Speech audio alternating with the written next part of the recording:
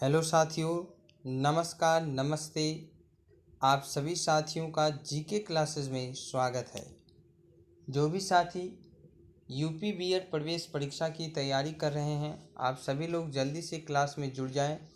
Class को like और अपने सभी साथियों में शेयर कर दें। जल्दी से आप लोग क्लास में जुड़ जाएं और इस सेशन को आप लोग ज़ोरदार तरीके से शेयर कर दीजिए।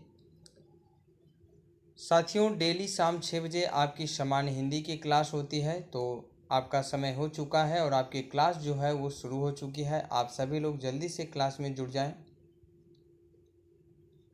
आज हम लोग सामान्य हिंदी के एक नए अध्याय की शुरुआत करेंगे। इससे पहले की क्लास में आपको पता होगा तो हम लोगों ने समास के बारे में बात किया था, यानी समास का जो आपका चैप्टर था वो कंप्लीट हो चुका है और अब हम लोग एक नए अध्याय की शुरुआत करेंगे। अगर आपने इससे पहले की क्लासों को नहीं देखा है तो उसका लिंक आपको इस वीडियो के डिस्क्रिप्शन बॉक्स में मिल जाएगा। प्लेलिस्ट बनी हुई है, आप जाके प्रीवियस क्लासों को देख सकते हैं। तो आज की इस क्लास में हम लोग समान हिंदी के एक नए अध्याय लिंग के बारे में बात करेंगे। लिंग क्या होता है, जिसे अंग्रेजी में जेंडर कहा जाता है। हम लोग इस क्लास में बात करेंगे कि लिंग होते क्या हैं, लिंग की पहचान आप कैसे कर सकते हैं और ये कितने प्रकार के होते हैं, किस प्रकार के प्रश्न आपके परीक्षाओं में पूछे जा सकते हैं। इन सभी बातों को हम लोग इस क्लास में डिस्कस करेंगे। तो चलिए क्लास की शुरुआत करते हैं।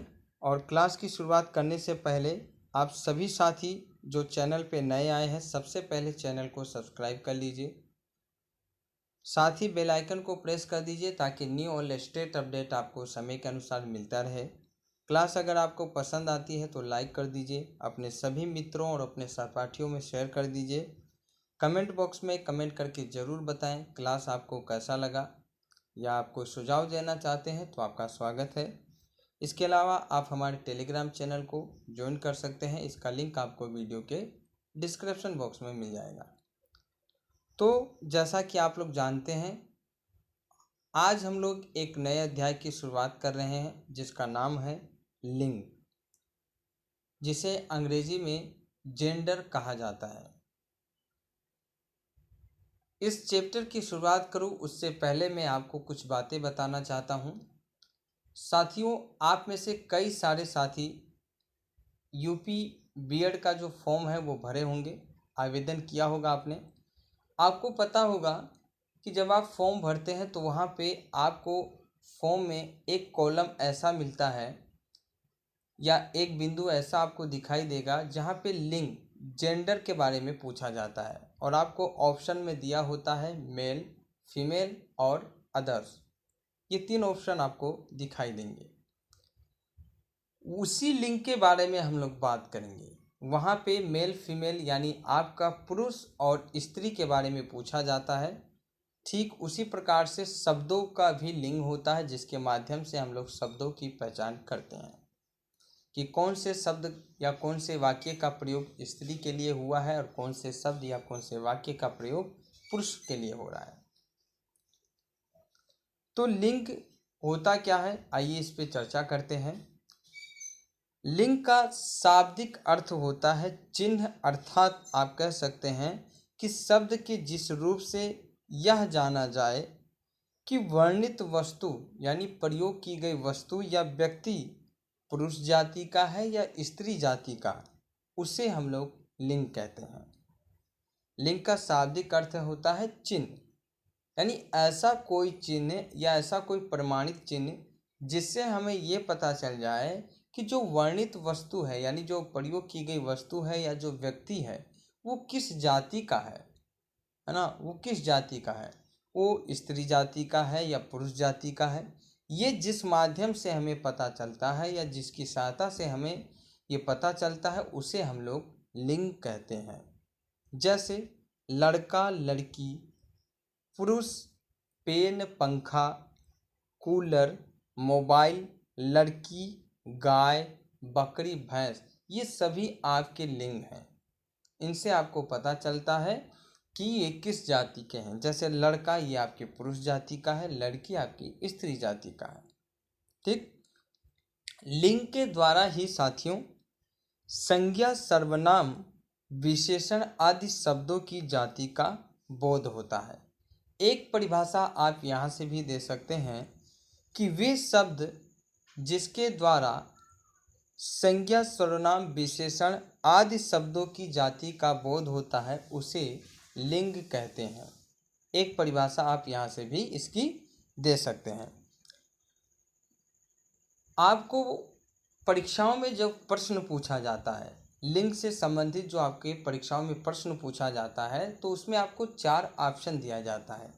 एक ऑप्शन आपको मिलेगा पुल्लिंग, दूसरा आपको मिलेगा स्त्रीलिंग, तीसरा आपको मिलेगा उभयलिंग और चौथा आपको मिलेगा नपुंसकलिंग। ये 4 आपको ऑप्शन में मिलते हैं। तो लिंग आपके 4 प्रकार के होते हैं, पुल्लिंग, स्त्रीलिंग, उभयलिंग, नपुंसकलिंग। ठीक है, लेकिन हम सामान्य हिंदी की बात कर रहे हैं, हम लोग सामान्य हिंदी पढ़ रहे हैं। तो सामान्य हिंदी में आपकी लिंग के केवल और केवल 2 प्रकार हैं। एक आपका पुल्लिंग होता है, दूसरा आपका स्त्रीलिंग होता है। तो याद रखिएगा, जब भी प्रश्न आपसे पूछा जाए कि हिंदी में लिंग कितने प्रकार के होते हैं, तो 2 प्रकार के होते हैं। एक आपका पुल्लिंग होता है और एक आपका स्त्रीलिंग होता है। अभी मैंने आपको 2 लिंग और बताए, उभयलिंग और नपुंसकलिंग। उभयलिंग वे लिंग होते हैं जिनमें स्त्री और पुरुष दोनों का पता चलता है, यानी दोनों का बोध होता है, दोनों का प्रयोग होता है। इस प्रकार के लिंग को हम लोग उभयलिंग कहते हैं। और नपुंसकलिंग आपका ना तो स्त्री जाति का होता है और ना ही पुरुष जाति का है, उसे हम लोग नपुंसकलिंग कहते हैं। लेकिन हमें केवल 2 ही लिंगों के बारे में बात करना है, पुल्लिंग और स्त्रीलिंग के बारे में। तो चलिए बात करते हैं पुल्लिंग क्या होता है और स्त्रीलिंग क्या होता है। पुल्लिंग की बात करें तो वे शब्द जिससे किसी संज्ञा के पुरुष होने का पता चलता है उसे पुल्लिंग कहते हैं। वे शब्द जिससे किसी संज्ञा का पुरुष होने का पता चलता है उसे हम लोग पुल्लिंग कहते हैं। जैसे लड़का, लड़का एक पुरुष जाति का है। पेन, ये भी एक पुरुष जाति का है। विद्यालय, ये भी पुरुष जाति का है। तारे, नगर, बैल, घोड़ा आदि ये सभी आपके पुरुष जाति का है। इस वजह से ये सभी शब्द आपके कौन से होंगे? पुल्लिंग होंगे। लड़का चलता है, लड़का खाता है, ये आपका पुल्लिंग है। पेन चलता है, पेन से लिखा जाता है, ये मेरा विद्यालय है। तारे चमकते हैं, तारे टिमटिमाते हैं। नगर बहुत विशाल नगर है ना। बहुत बड़े बैल हैं। घोड़ा बहुत तेज दौड़ता है। तो ये सभी आपके जो शब्द हैं ये आपके पुल्लिंग हैं, क्योंकि इनसे एक पुरुष जाति का बोध होता है। तो जिस शब्द से पुरुष जाति का बोध होगा वो शब्द आपका पुल्लिंग कहलाएगा। स्त्रीलिंग की बात करें तो वे शब्द जिससे संज्ञा के स्त्री जाति का होने का बोध हो। वे शब्द जिससे संज्ञा के स्त्री होने का पता चलता है उसे हम लोग स्त्रीलिंग कहते हैं। जैसे नदी, नदी बहती है, नदी बहती है, तो नदी आपका क्या हो गया? स्त्रीलिंग हो गया। लड़की, लड़की चलती है, लड़की खाती है, लड़की बहुत सुंदर है, तो ये सब क्या है? आपकी स्त्रीलिंग है, क्योंकि यहाँ पे आपको जो संज्ञा है उसकी स्त्री होने का बोध हो रहा है। हवा चलता है या हवा चलती है? हवा चलती है, हवा चलता है ये नहीं होगा, हवा चलती है। हवा बहुत तेज चल रही है, हवा बहुत सुंदर है ना, हवा बहुत अच्छी है। तो हवा जो है ये आपकी स्त्रीलिंग है। गत, लता, ये सभी आपके क्या हैं? स्त्रीलिंग। तो वे शब्द जिससे संज्ञा के स्त्री जाति का होने का पता चलता है उसे हम लोग स्त्रीलिंग कहते हैं। और वे शब्द जिससे किसी संज्ञा के पुरुष जाति का होने का पता चलता है उसे हम लोग पुल्लिंग कहते हैं। हिंदी में लिंगों की अभिव्यक्ति वाक्यों में होती है। हिंदी में जो लिंग होते हैं इनकी जो अभिव्यक्ति यानी इनका जो प्रयोग होता है वो वाक्यों में होता है, और वाक्य के प्रयोग द्वारा संज्ञा शब्दों के लिंग का भेद जो है वो स्पष्ट होता है। वाक्यों में लिंग सर्वनाम, विशेषण, क्रिया तथा कारक की विभक्तियों में विकार से उत्पन्न होता है। वाक्य में जो लिंग होता है वो सर्वनाम, विशेषण, क्रिया तथा कारक की विभक्तियों के विकार से उत्पन्न होता है। इसके माध्यम से हमें लिंग का आभास होता है। तो ये तमाम बातें हो चुकी लिंग के बारे में। लिंग होता क्या है, लिंग कितने प्रकार के होते हैं, आई होप आपको समझ में आ रहा होगा। ठीक, कोई दिक्कत नहीं है आपको। अब यहाँ से हम लोग बात करेंगे कि लिंग का पहचान कैसे किया जाए। अब बात तो यहाँ पर ये आती है साथियों, लिंग के बारे में हम लोगों ने जान लिया, लिंग होता क्या है, लिंग कितने प्रकार के होते हैं, हमें ये पता चल गया। लेकिन अब सवाल ये उठता है कि लिंग की पहचान हम कैसे करेंगे। तो लिंग निर्णय यानी लिंग का निर्धारण कैसे करेंगे हम लोग। तो हिंदी में लिंग का निर्धारण या लिंग का निर्णय करने के लिए 3 आधार जो है वो अपनाए जाते हैं। उन 3 आधारों के बारे में हम लोग बात करेंगे। पहला आधार है प्रयोग के आधार पर, दूसरा है अर्थ के आधार पर, और तीसरा है रूप के आधार पर। इन 3 आधार पर आप हिंदी में लिंग का निर्धारण कर सकते हैं। पहला बात करें हम लोग प्रयोग के आधार पर। प्रयोग के आधार पर लिंग निर्णय यानी लिंग का निर्धारण कैसे किया जाता है, आइए समझते हैं। सबसे पहले तो हम लोग इस आधार के बारे में जानते हैं कि इस आधार का प्रयोग क्यों किया जाता है। तो देखिए, प्रयोग के आधार पर, प्रयोग का मतलब कि वाक्य में क्या क्या चीज़ें प्रयोग से, प्रयोग के आधार पर लिंग निर्णय के लिए हम लोग क्या करते हैं कि संज्ञा शब्द के साथ, जो संज्ञा शब्द वाक्य में प्रयोग हुआ है उसके साथ में प्रयुक्त कारक चिन्ह अयोग क्रिया को आधार बनाया जाता है। प्रयोग के आधार पर लिंग निर्णय के लिए संज्ञा शब्द के साथ प्रयुक्त कारक और क्रिया को आधार बनाया जाता है।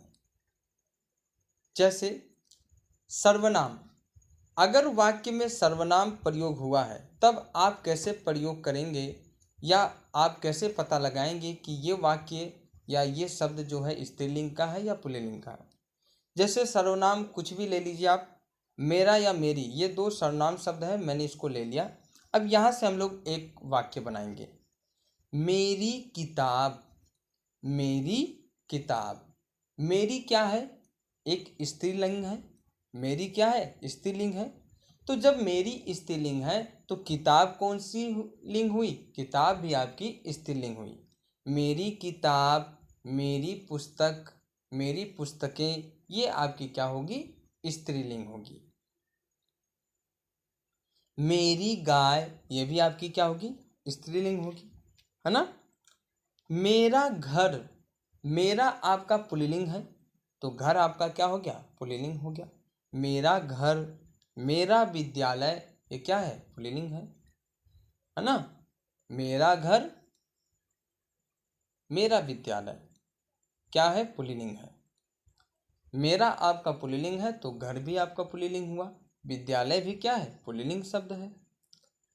अब विशेषण से बात करें कि विशेषण से कैसे आप पता लगाएंगे कि कौन सा स्त्रीलिंग है कौन सा पुल्लिंग है। हमने कुछ विशेषण शब्द लिया है, जैसे अच्छा, अच्छी, लंबा, लंबी, ये एक विशेषण शब्द है, ठीक है। अच्छी सोच, अच्छी, अच्छी क्या है पहले ये देखिए आप, अच्छी स्त्रीलिंग है कि पुल्लिंग है, तो अच्छी आपका स्त्रीलिंग है। तो अच्छी सोच, सोच क्या हो गया आपका, स्त्रीलिंग शब्द हो गया, अच्छी सोच, है ना।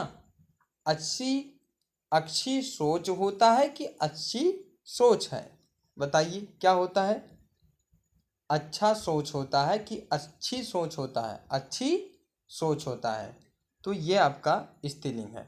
इसी प्रकार से अच्छी बात, अच्छी बात होता है कि अच्छा बात होता है, अच्छी बात होता है, तो ये आपका स्त्रीलिंग है। अच्छा दिन, ये आपका पुल्लिंग है। लंबा लड़का, ये भी आपका पुल्लिंग है ना। अच्छा दिन पुल्लिंग है। अच्छी रात स्त्रीलिंग है, क्योंकि अच्छी स्त्रीलिंग है तो रात भी स्त्रीलिंग होगा। तो हमने देखा सर्वनाम शब्द से भी हम लोग लिंग का निर्धारण कर सकते हैं और विशेषण से भी हम लोग लिंग का निर्धारण कर सकते हैं, है ना। क्रिया से भी हम लोग लिंग का निर्धारण कर सकते हैं। मैंने यहाँ पे कुछ क्रिया लिया है, जैसे होता है और होती, ये दो क्रिया है, ठीक है। होता है और होती है, ये दो क्रिया है। जैसे एक उदाहरण लेते हैं, रात होती है। अब होती है ये कौन सी क्रिया है? स्त्रीलिंग क्रिया है। तो रात कौन सा शब्द हुआ? स्त्रीलिंग शब्द हुआ। दिन होता है, बताइए दिन होता है कि दिन होती है? दिन होता है, और होता है आपका पुल्लिंग है, इसलिए दिन आपका क्या होगा? पुल्लिंग होगा। मोहन ने रोटी खाई। मोहन ने रोटी खाई। खाई जो क्रिया है ये स्त्रीलिंग है कि पुल्लिंग है? स्त्रीलिंग है। खाई क्रिया स्त्रीलिंग है, तो मोहन ने रोटी खाई कौन सा शब्द हो गया? ये कौन सा लिंग हो गया? स्त्रीलिंग हो गया। राम ने आम खाया। राम ने आम खाया। खाया स्त्रीलिंग है कि पुल्लिंग है? तो खाया आपका पुल्लिंग है, इस वजह से राम ने आम खाया, ये कौन सा लिंग हो गया? पुल्लिंग हो गया। आई बात समझ में? तो प्रयोग के आधार पर लिंग का निर्णय आप संज्ञा, सर्वनाम, विशेषण और क्रिया के माध्यम से कर सकते हैं। अब दूसरा जो आधार है उसके बारे में बात करते हैं कि अर्थ के आधार पर आप लिंग का निर्णय कैसे कर सकते हैं। अर्थ के आधार पर लिंग निर्णय, पहले इस आधार के बारे में समझते हैं। देखिए, कुछ शब्द अर्थ की दृष्टि से समान होते हैं। कुछ शब्द आपके जो हैं ये अर्थ की दृष्टि से क्या होते हैं? समान होते हैं, परंतु लिंग की दृष्टि से ये भिन्न होते हैं। अर्थ की दृष्टि से बहुत सारे शब्द आपको ऐसे मिलेंगे जो समान होंगे, लेकिन लिंग की दृष्टि से जब आप देखेंगे तो उनके अर्थ समान होते हुए भी वे शब्द आपको भिन्न मिलेंगे। जैसे कुछ एग्जाम्पल या कुछ उदाहरण समझते हैं हम लोग। यहाँ पे मैंने पुल्लिंग लिखा है, यहाँ स्त्रीलिंग, यहाँ पुल्लिंग, यहाँ स्त्रीलिंग। अब हम लोग उन उदाहरणों को देखते हैं जो लिंग की दृष्टि से भिन्न है। जैसे देखिए, कवि आपका पुल्लिंग है और कवित्री आपका स्त्रीलिंग है। दोनों का अर्थ एक ही है। कवि भी लिखता है, कविता ही लिखता होगा, है ना। कवि मतलब कविता लिखेगा, गद्य पद्य में जो भी लिखना होगा, और कवित्री भी आपकी कविता ही लिखेगी, है ना। तो दोनों का अर्थ तो समान है, लेकिन लिंग की दृष्टि से देखा जाए तो ये दोनों अलग अलग है, क्योंकि कवि आपका पुल्लिंग है और कवित्री आपका स्त्रीलिंग है।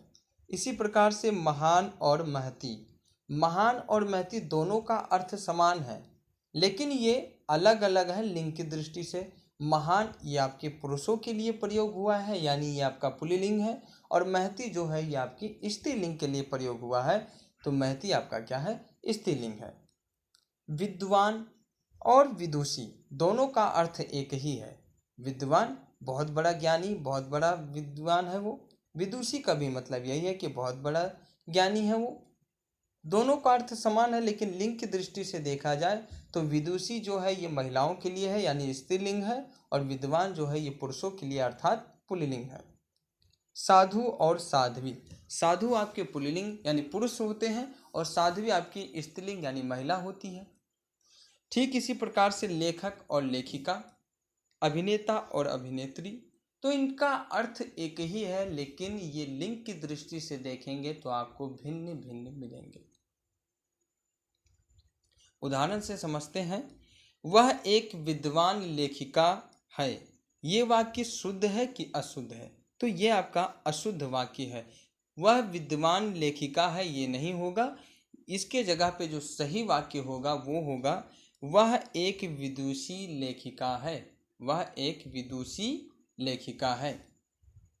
आपकी महान कृपा होगी, आपकी महान कृपा होगी, ये शुद्ध है कि अशुद्ध है? तो ये अशुद्ध है।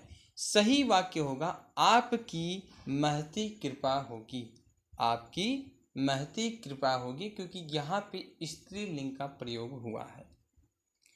तो हमने 2 आधार देखा और इन 2 आधारों पे हमने देखा है कि किस प्रकार से आप लिंग का निर्णय कर सकते हैं।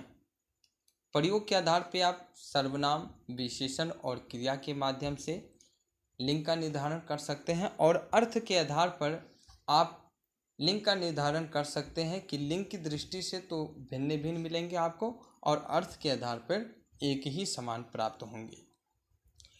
तो साथियों, आज की इस क्लास में बस इतना ही। आज की इस क्लास में हम लोगों ने लिंग के बारे में बात किया, लिंग के प्रकारों के बारे में बात किया, और लिंग का निर्धारण किस आधार पे आप कर सकते हैं इसके बारे में हमने बात किया। अगली क्लास में हम लोग बात करेंगे कि रूप के आधार पे आप लिंग का निर्णय कैसे कर सकते हैं। तो मिलते हैं अगली क्लास में। तब तक के लिए आप सभी साथी अपना ख्याल रखें और अपनी तैयारी अच्छे तरीके से करते रहिए, क्योंकि अब आपको सरकारी सीट पाना है तो दिन रात एक करना होगा। तो मिलते हैं फिर अगली क्लास में। आप सभी साथियों का बहुत बहुत धन्यवाद। क्लास अगर आपको पसंद आया हो तो क्लास को लाइक कर दें, चैनल को सब्सक्राइब कर दें और अपने सभी साथियों मित्रों में क्लास को शेयर कर दें।